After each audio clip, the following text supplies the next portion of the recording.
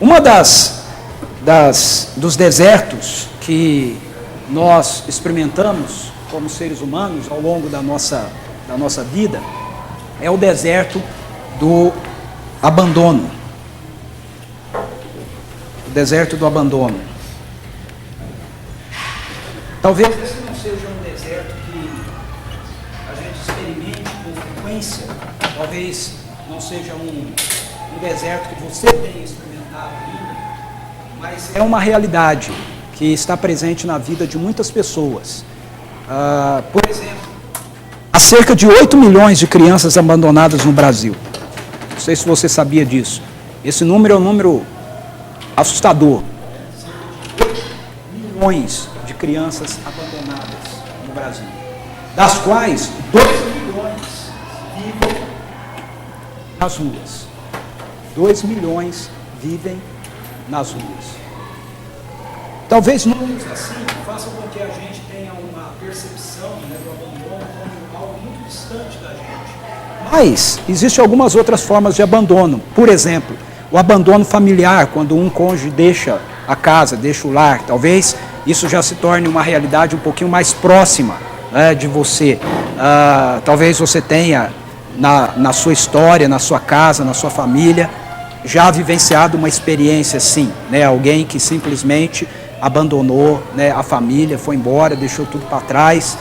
Algumas pessoas, psicólogos, né, argumentam a respeito de uma fase na vida da gente que é chamado de crise, né, da meia-idade, aonde às vezes a pessoa chega lá nos seus 50 anos de idade e ela 40, 50, né, e ela olha para trás e ela acha que ela perdeu a vida, ela perdeu oportunidades na vida e tudo mais, e aí desculpa a expressão aqui, mas dá uma aloprada, né, e resolve largar tudo para trás e vender cachorro-quente, nada contra quem vende cachorro-quente, né, mas ir vender cachorro-quente na praia, porque quer viver coisas que não viveu, né, resolve arriscar a vida aí. Mas talvez um pouquinho mais para perto, você talvez já tenha experimentado o abandono, por exemplo, de algum amigo. Pessoas que caminhavam com você, pessoas com quem você contava, pessoas com quem você se relacionava e que de repente, num momento da vida, por seja lá qual for a situação ou a circunstância, simplesmente pularam fora do barco, né? Tem uma música que é tocada agora, está fazendo um certo sucesso, né, do Guilherme Arantes, que ele canta a respeito disso, né, do abandono de um amigo. Né, ele fala na letra da música: onde estava você, né, na hora que eu mais precisei, né, amigo, né, na hora que as situações se complicaram, né, e tal, onde é que estava você? E ele vai cantando aí, a letra da música envolve essa perspectiva do abandono de amigo. Talvez você já tenha experimentado essa questão do abandono do emprego. Você está lá e conta com um funcionário, uma pessoa estratégica, e a pessoa simplesmente resolve que não vai mais, não te dá a mínima satisfação, some e pronto. Ou, eu lido muito com isso, o abandono da igreja. O abandono da igreja. Pessoas, eu tenho 27 anos, né, de ministério, dos quais 21 são de ministério com uma igreja local, né? E eu tenho vivido muito isso na minha vida. Você caminha com pessoas, você investe na vida de pessoas, você dá atenção para pessoas, você ora pelas pessoas, você perde noites de sono pelas pessoas e tudo mais, e chega um determinado momento, ou porque você falhou mesmo com a pessoa em algum ponto, porque nós somos humanos e nós falhamos mesmo uns com os outros, isso é lamentável, mas é assim, ou por qualquer outro motivo a pessoa simplesmente resolve que ela não está mais, e vai embora, e pronto. E as pessoas têm liberdade, têm os direitos de fazer isso, mas isso não, embora a pessoa tenha liberdade, tenha o direito de fazer isso, isso não exime o fato de que é um abandono. A pessoa simplesmente sai. Talvez a gente, quando faz parte de uma comunidade, de uma igreja, e a gente está envolvido, né, com ela no todo, mas não vive a realidade dela como eu vivo, ou como um pastor vive, a gente não sinta tanto isso, né? Mas esse é um tipo de abandono, por exemplo, que eu sinto muito. Eu sinto muito. Eu sinto muito quando eu gasto um tempo enorme da minha vida, 1 ano, 2 anos, né, indo atrás das pessoas, dando atenção, lidando com a pessoa no pior estado da vida dela, e aí a pessoa, com a graça de Deus, é abençoada, sai daquela situação, e de repente, você, sem mais nem menos, sem saber porquê, a pessoa simplesmente some. Né? E você telefona, você liga, você manda e-mail, você manda WhatsApp, e ninguém te dá nenhum retorno, é como se você não existisse, é como... É abandono. E todos nós experimentamos isso numa certa medida. Qual é o seu abandono? Qual é a sua experiência, né, de abandono? Talvez eu tenho experiência do abandono de um cachorrinho. Né? O cachorrinho foi abandonado lá na porta da minha casa, tadinho, estava magrinho, né, e tal. É um abandono também, né, abandono de animais, né? Tem vários tipos de abandono. Então, a experiência do abandono é uma realidade que nós podemos experimentar e podemos viver de forma mais intensa, de forma menos intensa. Para alguns talvez possa ser alguma coisa mais perceptível, para outros não, mas é uma realidade que está presente na vida da sociedade. Eu quero tratar essa manhã, então, a respeito de uma história de abandono, ok? Uma história de abandono, que a gente encontra lá no Evangelho de Marcos, no capítulo 14, versículos 27 até 52. É um momento onde Jesus está caminhando para a finalização do seu ministério, do seu serviço de redenção aqui na terra. Então, ele caminha com os seus seguidores, com os seus discípulos. Esse é o momento onde ele se faz cercar apenas daqueles seguidores mais próximos dele, mais íntimo. Ele não está mais com a multidão, ele não está nem mesmo com um grupo maior de discípulos dele, os 70, 72. Ele está apenas com um grupo de 12, dos 12. Na verdade, aqui ele está com 11, porque um deles, que é Judas Iscariote, já tinha saído para poder traí-lo, né? E dentro desse contexto, Jesus faz uma exortação para aquelas pessoas. Ele diz, vocês todos verso 27, Evangelho de Marcos, capítulo 14, verso 27, vocês todos me abandonarão. Vocês todos me abandonarão, pois está escrito, ferirei o pastor e as ovelhas serão dispersas. Mas depois de ressuscitar, irei adiante de vocês para a Galileia. Pedro declarou, ainda que todos te abandonem, eu não te abandonarei. Respondeu Jesus, asseguro-lhe que ainda hoje, esta noite, antes que 2 vezes cante o galo, 3 vezes você me negará. Mas Pedro insistia ainda mais, mesmo que seja preciso que eu morra contigo, nunca te negarei. E ele foi tão incisivo que ele constrangeu os demais. O restante falou assim, mas nós vamos ficar aqui, né? Só o Pedro vai ganhar essa vantagem de nós aí. E aí o texto diz, e todos os outros disseram o mesmo. E aí Jesus sai com eles e vão para um lugar no Monte das Oliveiras, chamado Getsemane, era um jardim. Getsemane, um dos significados da palavra Getsemane é o lugar em que se prensa o azeite, né? Era um lugar onde você tinha muitas oliveiras, e Jesus gostava de ir lá. Era comum, quando ele estava na região de Jerusalém, ele ir para Betânia e ir nesse lugar orar, e Jesus se dirige para lá com seus discípulos, e ele diz, sentem-se aqui enquanto eu vou orar. E aí ele restringe mais ainda o grupo que está com ele. Aqui ele está com os 11. E aí ele manda a turma sentar e se retira um pouco mais. E aí ele só leva 3 com eles. Verso 33 diz assim, levou consigo Pedro, Tiago e João. E começou a ficar aflito e angustiado. E lhes disse, a minha alma está profundamente triste, numa tristeza mortal. Fiquem aqui e vigiem. E indo um pouco mais adiante, prostrou-se e orava para que, se possível, fosse afastada dele aquela hora. E dizia, tudo te é possível, afasta de mim este cálice. Contudo, não seja o que eu quero, mas sim o que tu queres. Então voltou aos seus discípulos e os encontrou dormindo. Simão, disse ele a Pedro, você está dormindo? Não pôde vigiar nem uma hora? Vigiem e orem, para que não caiam em tentação. O espírito está pronto, mas a carne é fraca. Mais uma vez ele se afastou e orou, repetindo as mesmas palavras.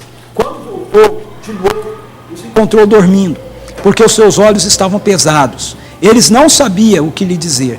Voltando pela terceira vez, ele lhes disse, vocês ainda dormem e descansam? Basta, chegou a hora, eis que o Filho do Homem está sendo entregue nas mãos dos pecadores, levantem-se e vamos, aí vem aquele que me trai. Enquanto ele estava falando isso ainda, chegou Judas com os 12, com ele estava uma multidão, chegou Judas, um dos 12, com ele estava a multidão, armada de espadas e varas enviadas pelos chefes dos sacerdotes e mestres da lei e líderes religiosos. O traidor havia combinado um sinal com eles.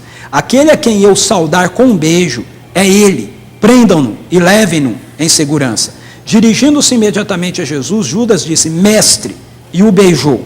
Os homens agarraram Jesus e o prenderam. Então um dos que estavam por perto puxou a espada e feriu o servo do sumo sacerdote, decepando-lhe a orelha.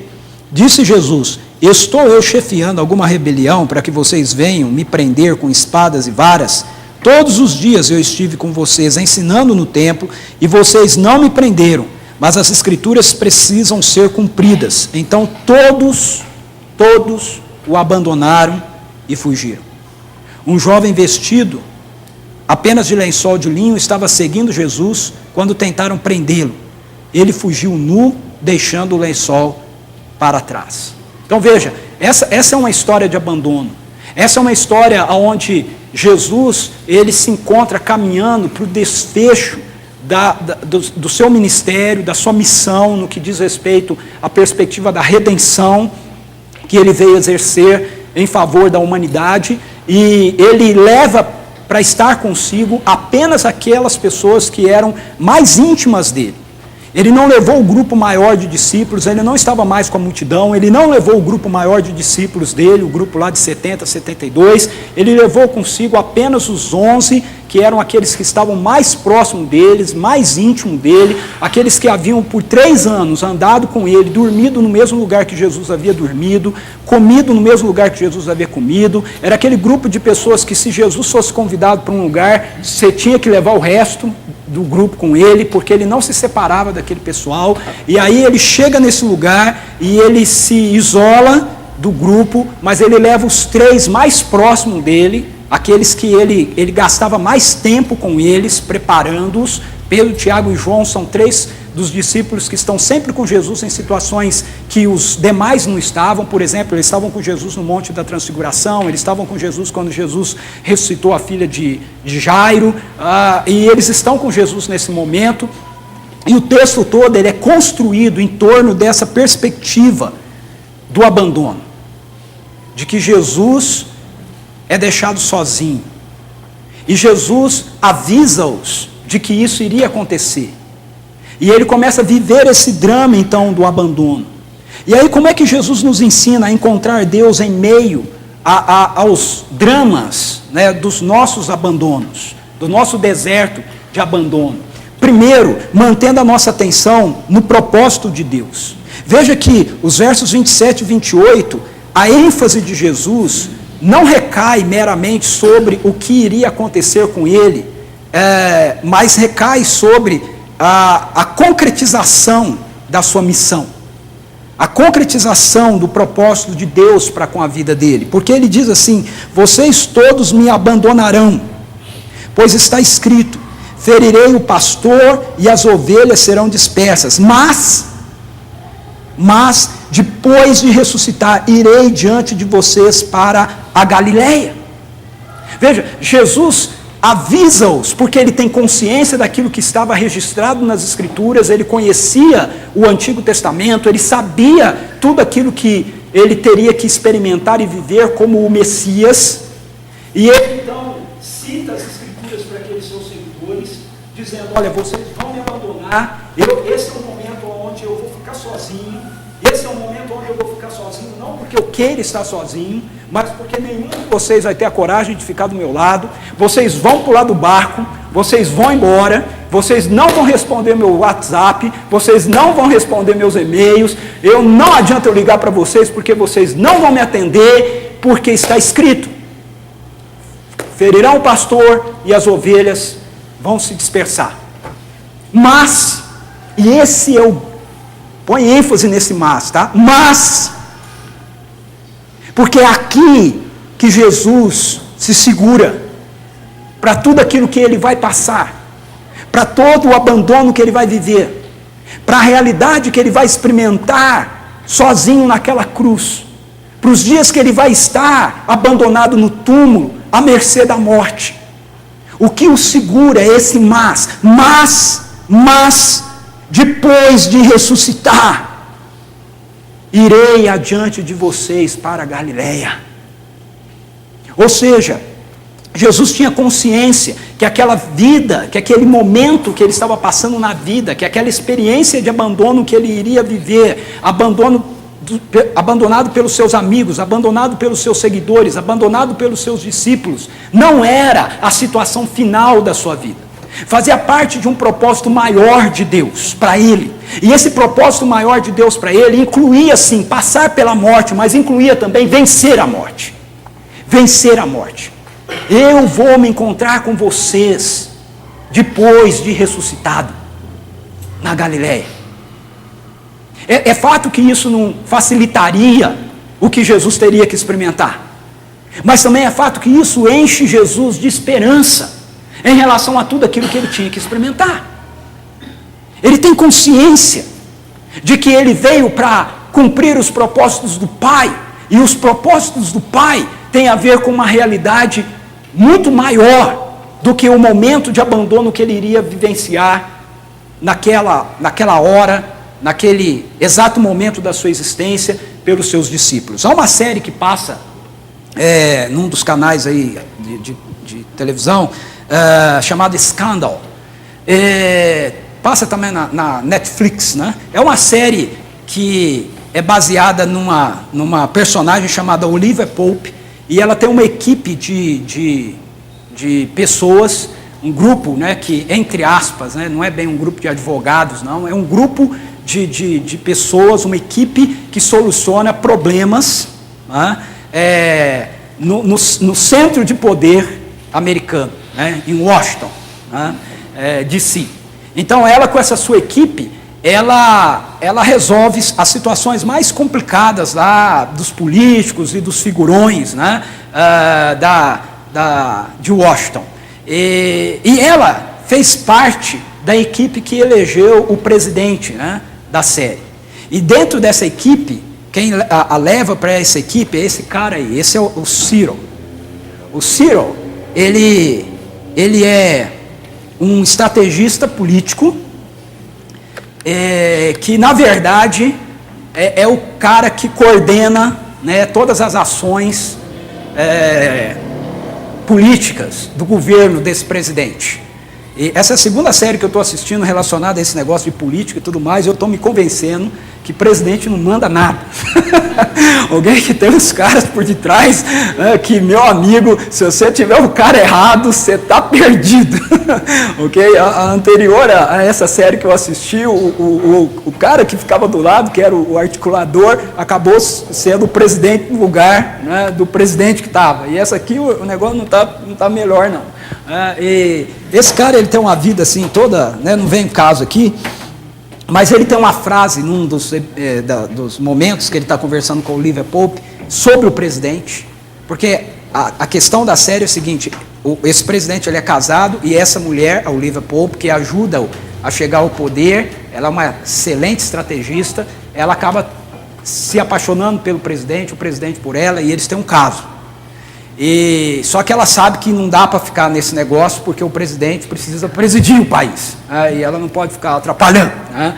Mas aí o enredo da série vai passando sobre esse drama. E tem um momento que ela está conversando com o Cyril, que o Cyril diz isso para ela: algumas pessoas não nasceram para serem felizes, algumas pessoas nasceram para fazerem a diferença. porque elas estavam em um dos momentos de crise, se não valia a pena ele abrir mão de tudo, e a felicidade dele, do presidente, né, como é que ficava e etc. E aí ele vira-se para Olivia Pope e diz: algumas pessoas não nasceram para serem felizes, algumas pessoas nasceram para fazerem a diferença. E esse é o caso dele. Guardando todas as devidas proporções relacionadas à série, que não tem absolutamente nada a ver com Jesus, ok? Eu entendo que a frase dele tem tudo a ver. O objetivo de Jesus com a vida dele aqui não foi experimentar felicidade. O objetivo de Jesus com a vinda dele aqui foi fazer a diferença que nenhum de nós pode fazer em favor da vida. É por isso que Jesus vem, é por isso que Jesus se encarna, é por isso que nós temos essa mesa diante de nós, é por isso que nós podemos celebrar a vida, porque Jesus abriu mão da sua felicidade para cumprir um propósito maior. O resultado disso certamente traz a Jesus grande alegria, mas a felicidade não é o objetivo de Jesus. Jesus compreendia qual era o propósito de sua vida aqui. E ele entendia que a felicidade era uma consequência na nossa vida, não um fim para ela.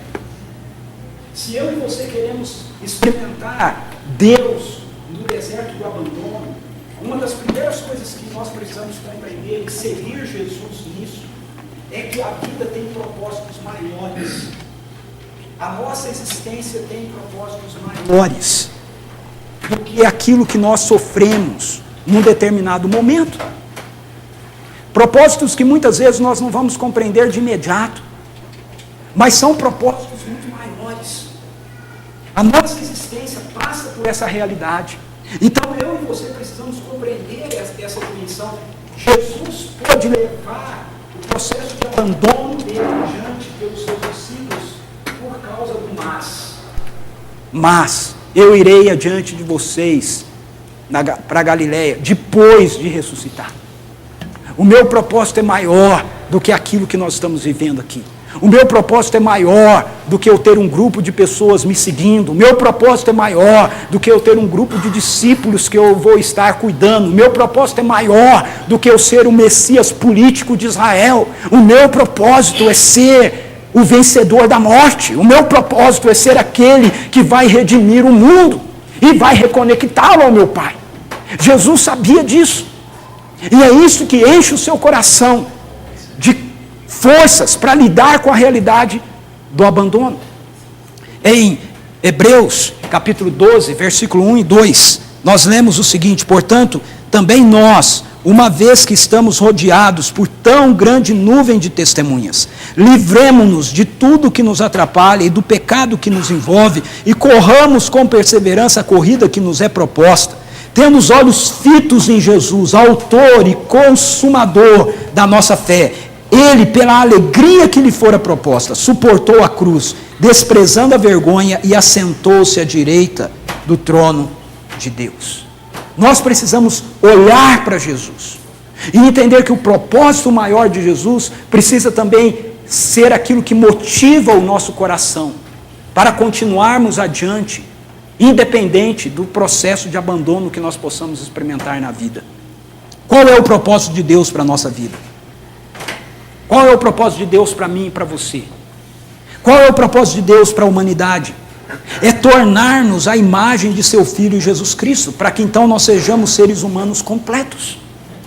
É isso que Deus quer. É isso que Deus está trabalhando, está fazendo na minha vida e na sua vida. É importante nós compreendermos isso, ok? Tem dois extremos em relação à história da fé, ou ao ensino da fé, que tem sido feito e dado hoje em dia, no contexto da igreja, que nós precisamos evitar.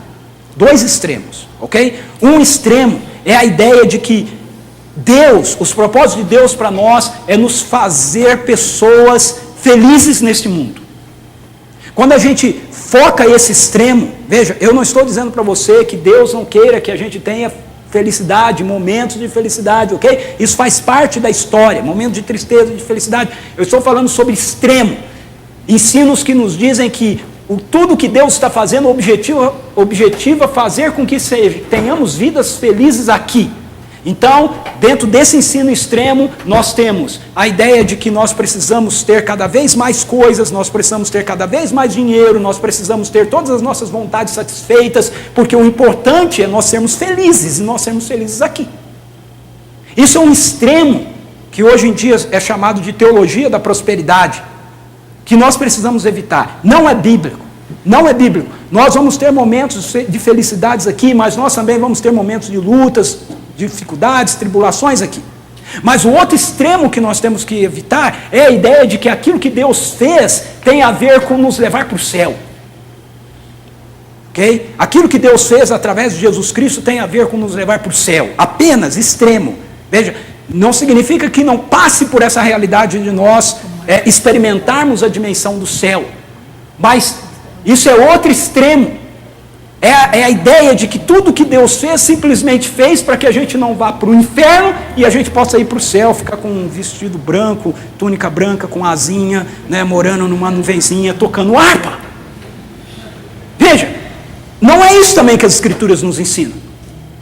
Bom, se as Escrituras não nos ensinam que o que Deus quer é a nossa felicidade plena nessa terra, e o que as Escrituras nos ensina como extremo também não é que a gente vá para o céu, então o que Deus quer? Qual é o propósito de Deus? O propósito de Deus é operar na nossa vida para que nós nos tornemos uma humanidade perfeita, do jeito que Ele planejou no início, para que então sim, a consequência disso seja a alegria, uma vida de felicidade, de harmonia, de estado pleno de satisfação, num mundo que está num processo de redenção por esse Deus, e que vai ser redimido e transformado completamente em algum momento da história.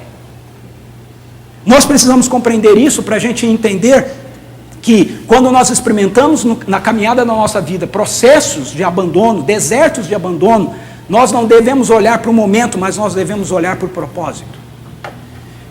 Mas eu preciso ir adiante. Um outro ensino que eu quero destacar para a gente aqui sobre como Jesus nos ensina a encontrar Deus, experimentar Deus no deserto do abandono, é o fato de nós confiarmos a agenda da nossa vida a Deus. Confiarmos no propósito de Deus e confiarmos a agenda da nossa vida a Deus. Veja, Marcos 14, 35 a 36, diz assim: indo um pouco mais adiante, prostrou-se e orava para que, se possível, fosse afastada dele aquela hora. E dizia: Abba, Pai, tudo te é possível, afasta de mim este cálice, contudo não seja o que eu quero, mas sim o que tu queres. Jesus, ele tem consciência do que ele vai viver, e ele tem intimidade com o Pai, e conhece o Pai, a ponto de saber que, se o Pai decidisse, ele poderia intervir naquela situação e mudar aquele cenário. Mas ele queria que a agenda da sua vida acontecesse de conformidade com aquilo que estava estabelecido pelo Pai. Não de acordo com aquilo que estava estabelecido por ele. E ele leva a agenda da sua vida até o Pai. Ele ora. Ele diz: Pai, se é possível, vamos alterar esse negócio. Se é viável, vamos rever o caminho. Se tem uma outra alternativa, vamos construí-la agora. A maneira de não nos decepcionarmos com aqueles que nos abandonam é entregar o governo da nossa vida a Deus e confiar no fato de que Ele está dirigindo tudo para o nosso bem. Você tem entregue a agenda da sua vida a Deus?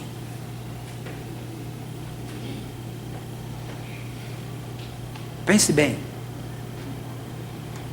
Porque às vezes o que nós fazemos é tentar convencer Deus de que Ele precisa fazer a nossa agenda funcionar do jeito que a gente quer, do jeito que a gente sonhou, do jeito que a gente programou.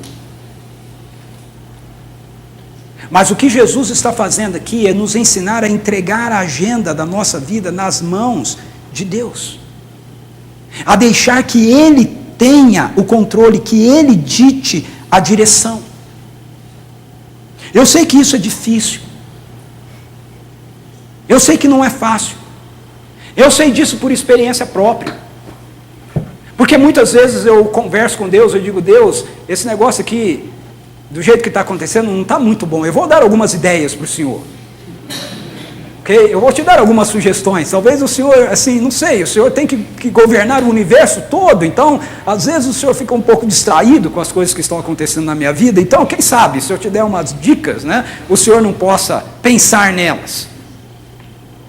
Agora, o bom esse negócio da relação com Deus, mediante a graça que Ele nos oferece em Jesus, é isso. É que você pode fazer isso, ok? Jesus fez. Só que você precisa fazer isso submisso a Ele. Você precisa fazer isso dizendo no fim disso o que Jesus disse. Não seja, porém, o que eu quero, seja o que tu queres. Não seja do jeito que eu estou apresentando, mas do jeito que o Senhor está apresentando. E aí eu fico imaginando Jesus orando isso, e Ele voltando-se aos seus discípulos, e os encontrando dormindo. Parece que as coisas não estão mudando muito. Lembre-se que Ele começou dizendo, todos vocês me abandonarão. Se não consegue estar juntos com Ele em oração, quem dirá na hora da ação? Se não consegue ficar acordado e ao lado dele, apoiando, para que ele não viva aquela situação em oração, quem dirá estar ao lado dele, na hora que as coisas começarem a acontecer? Cada vez que Jesus chega aos discípulos, então, e os encontra dormindo, ele tem consciência de que aquilo que ele está falando para o Pai, não vai ser do jeito que ele está falando para o Pai, mas vai ser do jeito que estava acertado na Trindade, antes da fundação do mundo. A agenda não vai mudar. Essa é a realidade que nós vamos ter que encarar e que enfrentar. Mas é justamente essa convicção que Jesus tem de que a agenda está na mão do Pai, e que a agenda vai cumprir os propósitos do Pai, é que faz com que ele não se decepcione junto aos discípulos que estão dormindo. Que ele não desista dos discípulos que o abandonam na hora da oração, que o leva a exortar os discípulos dizendo, ei, tem que orar, meu amigo, porque o espírito está pronto, mas o negócio é mexer com a carne, não é só o espírito, meu corpo vai ser afetado, e na hora que entra dor física, a gente tem que estar muito preparado. O espírito pode estar muito pronto, mas a hora que lida com a nossa carne, com a nossa dor, é outra conversa. Precisamos de mais preparo ainda. Mesmo na cruz, quando o sentimento de abandono estendeu-se até mesmo para o próprio Deus, Jesus não tirou a agenda dele da mão de Deus. Na cruz, Jesus se sentiu abandonado não apenas pelos discípulos, não apenas pelos seguidores, não apenas por aqueles que o abandonaram na oração e que fugiram na hora da ação, mas ele se sentiu abandonado pelo próprio Pai, porque sobre ele estava o peso de toda a rebelião da humanidade.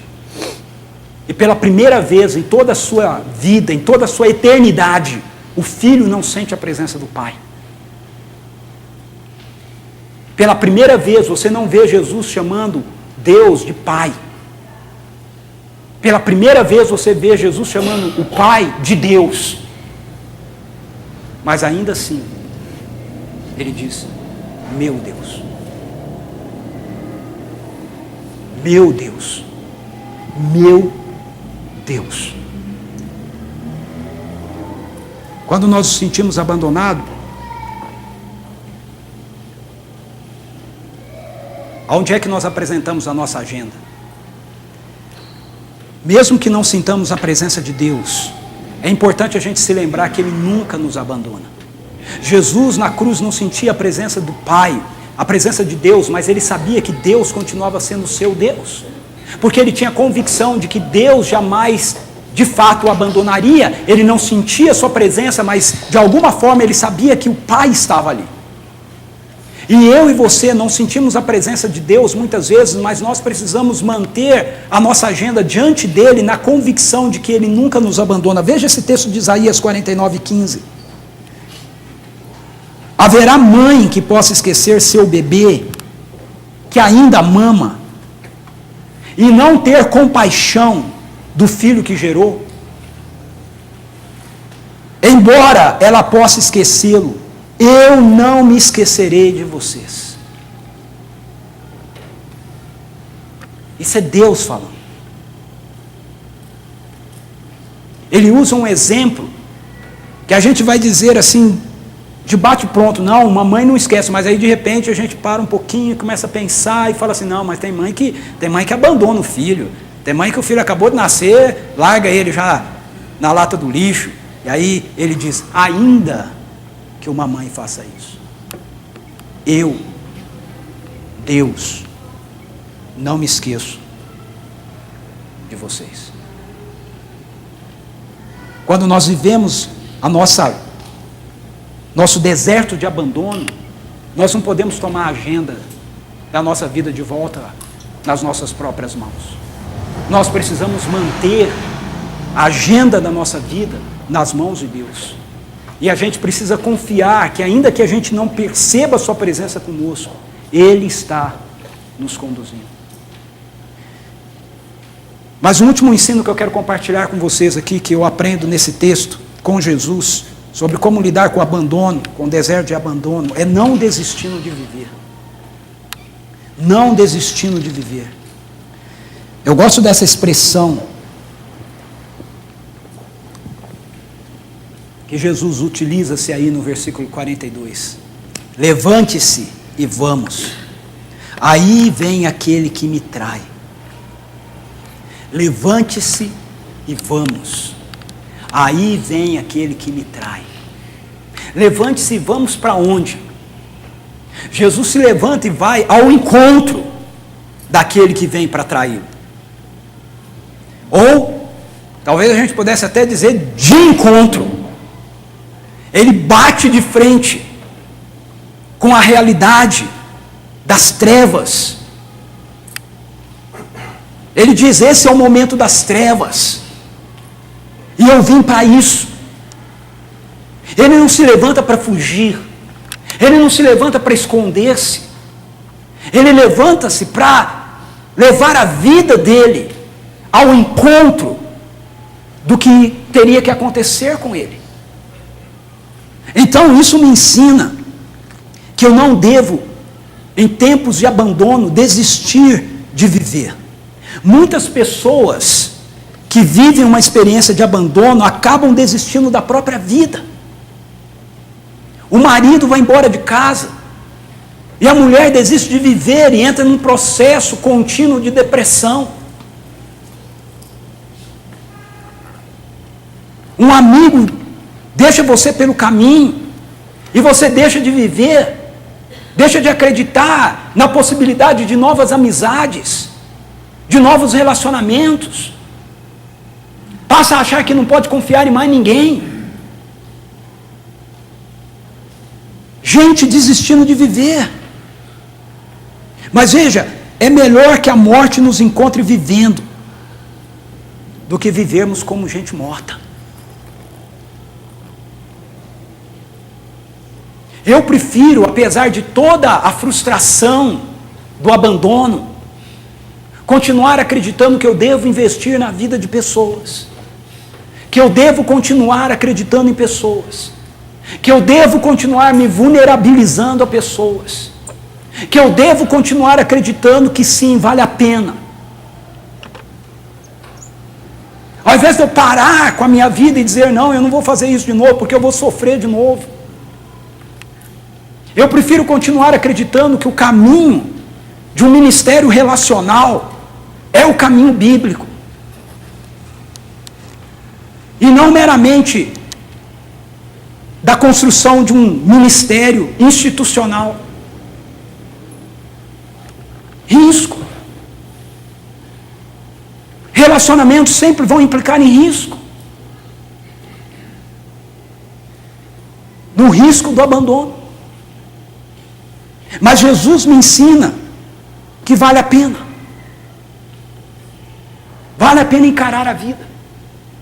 Vale a pena não desistir. Vale a pena continuar sonhando. Vale a pena saber que a ressurreição vai acontecer. Os acontecimentos que se desenrolaram na vida de Jesus Cristo, concernente à sua morte, eu acho isso muito interessante, não são descritos como se ele fosse uma vítima. Nenhum dos evangelhos apresentam isso como Jesus sendo um coitadinho. Sabe, se você assiste um filme de Jesus e mostra essas cenas, e a sua sensação é assim, coitadinho dele. Ou se você lê a Bíblia e a sensação que você tem é essa, coitado de Jesus. Eu quero dizer para você que você não entendeu nada. Você não leu com a ênfase correta. Porque os textos não apresentam para a gente Jesus como uma vítima, mas como ele tendo absoluto controle sobre tudo o que está acontecendo. Ele não está fugindo. Ele está indo ao encontro da vida. E naquele momento a vida incluía seu sofrimento, abandono, traição, morte, mas para que pudesse haver ressurreição. Ressurreição. Os versos 43 a 52 que nós lemos mostram isso claramente para a gente. Jesus vai ao encontro deles, Judas vem, Judas beija, tem uma turba ali de soldados e guardas para prendê-lo, e eles dizem, peraí, por que vocês vêm desse jeito aí, todo armado, como se eu fosse um líder de uma rebelião? Todos os dias eu estive no templo ensinando. Jesus era um rabino, e como rabino ele não deveria ser preso com violência, como aconteceu. Ele está no controle. Ele diz, isso é assim agora no Evangelho de Lucas, porque essa é a hora das trevas. Quando Pedro saca da espada e corta a orelha de Malcos, um dos servos do sumo sacerdote, ele manda Pedro guardar a espada e diz, aquele que ferir pela espada será ferido. E imediatamente ele cola a orelha daquele homem. Faz uma cirurgia plástica, né? Imediata ali. E nem se vinga, né? Porque ele não cola a orelha de cabeça para baixo, ele cola certinho. Se fosse eu, eu ia colar de novo, mas ia colar de cabeça para baixo, só para ele se lembrar. Prender. Ele restaura. Por quê? Sabe por quê? Porque antes disso tudo acontecer, ele esteve num momento onde uma mesa um pouco diferente dessa, mas uma mesa estava diante dele e diante daqueles seguidores. E ele disse, este é meu corpo, que é partido por vocês. Este é o meu sangue, o cálice da nova aliança, que eu estabeleço com vocês. Todos fugiram, todos o abandonaram, mas ele iria encontrar-se com eles após a ressurreição na Galileia. Aleluia! E isso aconteceu. Isso aconteceu. E é isso que dá todo sentido a essa mesa que está diante de nós aqui hoje. Este é o meu corpo. Este é o meu sangue. Todos podem nos abandonar, mas o Senhor irá se encontrar conosco para poder beber o cálice da videira com todos aqueles que confiaram a Ele o seu abandono. Este é o meu corpo, este é o meu sangue. Eu quero convidar você a entregar a Ele o seu abandono. Seja ele simplesmente uma fala de alguém que te feriu, te magoou. Seja ele um amigo em quem você devotou anos de relacionamento e que simplesmente descartou você da vida dele, não só do Facebook dele.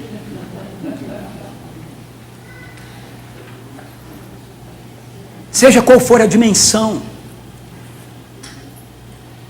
do seu deserto,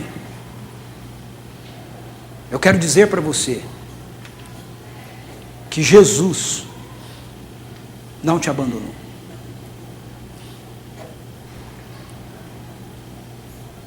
Ele vai adiante de você para se encontrar com você naquele grande e glorioso dia, quando Ele vai beber desse cálice da videira de novo com você, porque Ele fez isso por você. Vamos orar? Feche seus olhos. Vem, Senhor Jesus.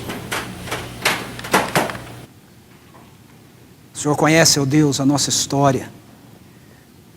O Senhor conhece, ó Senhor, os nossos desertos. Nós vimos tantos desertos ao longo desse mês aqui. E hoje, ó Deus, particularmente o Senhor olha e conhece o deserto do nosso abandono. Aqueles que nos deixaram de lado, aqueles que nos deixaram para trás. Senhor, dá-nos a convicção de que Jesus experimentou isso na vida dele também, mas no meio do abandono ele teve a capacidade de manter-se diante do Senhor, encontrando-se contigo, ó Deus. Então eu peço em nome dele, que tu, ó Espírito Santo de Deus, nos encontre em meio a esse deserto também, para nos restaurar, para nos curar, para nos ajudar a entender que a vida tem um propósito maior que está estabelecido pelo Senhor, que devemos por isso mesmo deixar a agenda da nossa vida, Senhor, da nossa história nas tuas mãos, e confiados nisso, dizer: levantemo-nos e vamos-nos daqui, vamos continuar vivendo, vamos continuar arriscando, vamos continuar experimentando, vamos continuar sendo instrumentos da bênção da ressurreição para a vida de tantos outros que ainda não a conhecem. É no nome do teu Filho Jesus que nós oramos e pedimos por isso, Pai. Amém, Senhor.